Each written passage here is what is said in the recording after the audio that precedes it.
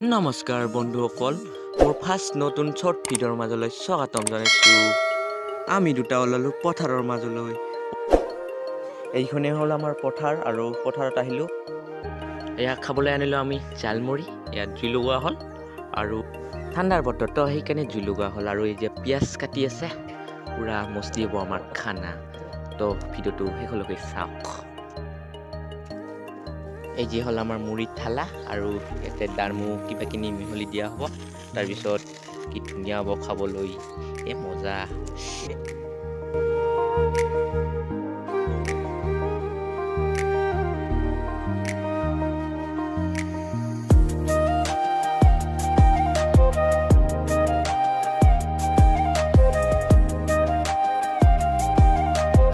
এতিয়া আমাৰ ঝালমুড়ি হৈ গ'ল, এতিয়া আমি খাম। কি মজা হৈছে, ধুনীয়া হৈছে, জিভাৰ পানী ওলাই গ'ল।